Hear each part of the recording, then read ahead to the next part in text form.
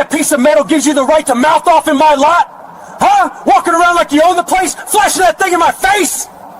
I'm standing here, officer. That's Don't all. play that calm act with me. You Navy boys come back, think you're untouchable. Not in my town! Not today! Then maybe take a step back. The metal on your chest means nothing to me. That's what the officer screamed, inches from his face, spit flying with every word. A decorated Navy SEAL commander standing in broad daylight, wearing his full-dress uniform with a Navy cross pinned to his chest, is about to be slammed against his own vehicle. But here's what that racist cop didn't know. He just made the biggest mistake of his entire life. A mistake that would cost him everything. His badge, his freedom, and the next 15 years of his life behind bars. This is the story of how one man's hatred collided with a warrior who had the entire United States military backing him up. And what happens next will leave you speechless. Before we go any further, drop a comment right now and tell me where you're watching from. Are you in the United States, Europe, somewhere else entirely? I want to know. And if you're new here, do me a favor and smash that subscribe button. It keeps this channel alive and lets us expose stories like this that need to be told. Now let's dive into what really went down that day. 10 o'clock in the morning, sunshine pouring down on a crowded suburban mall parking lot. Families walking by, kids laughing. Just another peaceful day, until it wasn't. That's when Officer Rollins spotted him, a tall, powerfully built black man standing next to a military jeep, dressed in a pristine Navy dress uniform, medals gleaming in the sunlight, the kind of uniform that demands respect, the kind of man who earned every piece of metal on his chest in the blood-soaked deserts of combat zones most people will never even hear about. But Rollins didn't see a hero, he saw a target.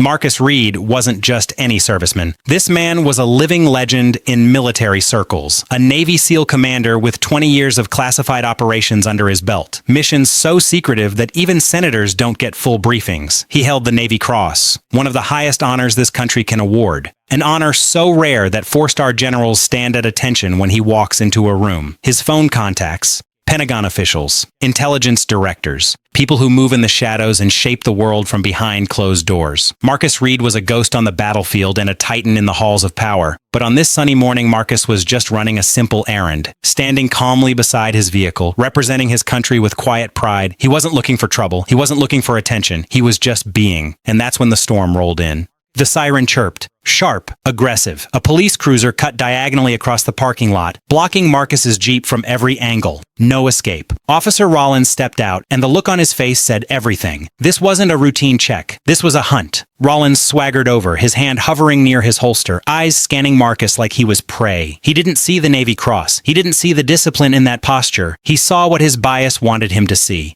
All right, buddy, let's see some real ID. Rollins's voice dripped with contempt. Where'd you buy the costume? Because that's stolen valor, and I'm taking you in right now. The audacity was staggering. Here stood a man in a regulation uniform worth thousands of dollars, next to a registered military vehicle, and this cop was calling him a fraud. Marcus didn't flinch. He stood there, calm as ice, and replied in a voice that carried the weight of 100 missions. Officer, I'm parked legally. I'm wearing my uniform with pride. Why exactly am I being stopped? Rollins scoffed and stepped even closer, invading Marcus's space, trying to intimidate a man who'd stared down actual terrorists. I ask the questions. You look like a fraud to me. Now hand over the ID or you're going in cuffs. This was the moment. Marcus could have ended it right there. He could have flashed his credentials and walked away. But he didn't, because Marcus Reed wanted to see something. He wanted to see if this officer was looking for the truth or looking for a victim. And the answer was about to reveal itself in the most explosive way possible. Then it happened. Rollins snapped, rage boiling over. He lunged forward and slammed Commander Marcus Reed against the side of his own Jeep. The sound of metal meeting bone echoed across the parking lot. People froze, phones came out, and Rollins just kept going. You're done playing hero, boy, he screamed, his face twisted with fury. He ripped open the Jeep door, tore through Marcus's belongings like they were garbage, reached into his pockets without a warrant, without cause, without a shred of legal authority. This was a full-blown Fourth Amendment violation happening in real time. When Rollins saw Marcus's phone on the dashboard, he snatched it and hurled it into the dirt. You think you're recording me? You think you have rights? The insults got darker, more personal. Rollins mocked the medals on Marcus's chest, calling them cheap plastic and pawn shop junk. His hand trembled on his taser, desperate for an excuse to use it. He felt untouchable. He felt like God. But Rollins made one catastrophic mistake. In his blind fury, he never noticed the small, blinking red light embedded in the Jeep's grille. He never saw the high-definition dashcam. He never spotted the 3 different security cameras from the mall's perimeter, all recording in crystal-clear 4K. Every illegal grab, every screamed insult, every violent shove, all captured, all documented, all ready to destroy him. Then the atmosphere changed. 4 black SUVs roared into the parking lot with military precision, flanking the scene from every angle. Doors flew open. A dozen men stepped out. Not just men, operators, Navy SEALs, battle-hardened warriors who moved with the kind of lethal calm that makes your survival instincts scream. And Rollins finally realized he wasn't in control anymore. Marcus Reed moved for the first time. Slow, deliberate. He reached into his breast pocket and pulled out a heavy gold-crested wallet. Flipped it open. The silence that followed was suffocating. Inside was a Department of Defense high-level intelligence ID, stamped with the unmistakable seal of the United States Navy and the rank of commander. One of the SEALs stepped forward and delivered a crisp, razor-sharp salute. "Commander Reed, we're ready to roll, sir. Is there a problem with this local officer?" Rollins's face drained of color so fast he looked like a corpse. His jaw dropped. His hands started shaking uncontrollably. He tried to speak, but all that came out was a broken, pathetic stammer. I didn't... Sir, I thought the uniform looked... I was just... The arrogance was gone. The power trip was over.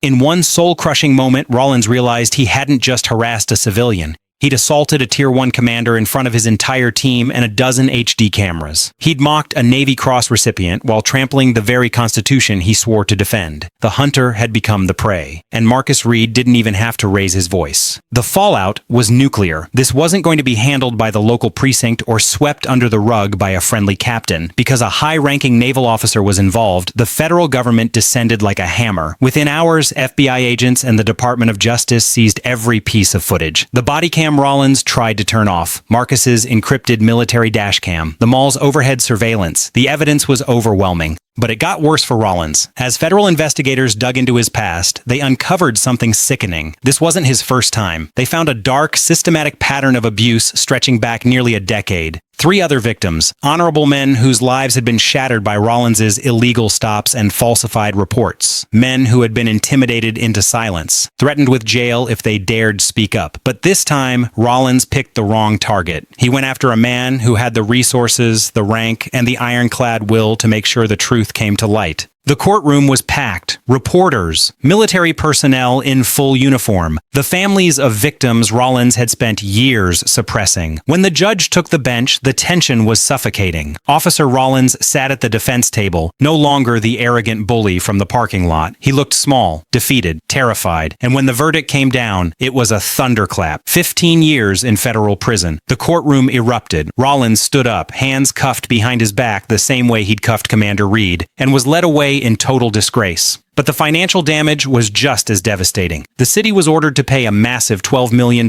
settlement. But here's where the story takes an unexpected turn. Outside on the courthouse steps, surrounded by cameras and reporters, Commander Marcus Reed made an announcement that stunned the entire nation. He wasn't keeping a single cent of that $12 million, not one penny. Instead, he was donating the entire sum to a national foundation for veterans' justice and civil rights education. "I didn't fight for the money," Reed told the silent crowd. "I fought for the principle. This money belongs to the people, to ensure that no other citizen ever has to fear those sworn to protect them." It was the ultimate masterclass in integrity. Marcus Reed proved that while a bully fights for ego, a hero fights for the soul of the nation. He walked away from those microphones not as a wealthy man, but as a man of honor, leaving behind a legacy that would be remembered long after the money was forgotten. This story is more than just a legal victory. It's a reminder that true power doesn't come from a badge, a gun, or a title. It comes from character. In a world where prejudice can still blind those sworn to uphold justice, Marcus Reed showed us that integrity is an immovable force. He stood his ground with the discipline of a warrior and the patience of a man who knew the truth doesn't need to shout to be heard. This case is a chilling warning. Your actions today are the evidence of tomorrow, and no one, no matter how high their position, is above the law. The era of looking the other way is over. True heroes don't just fight enemies abroad. They stand up for what's right at home. They protect the vulnerable and hold the powerful accountable.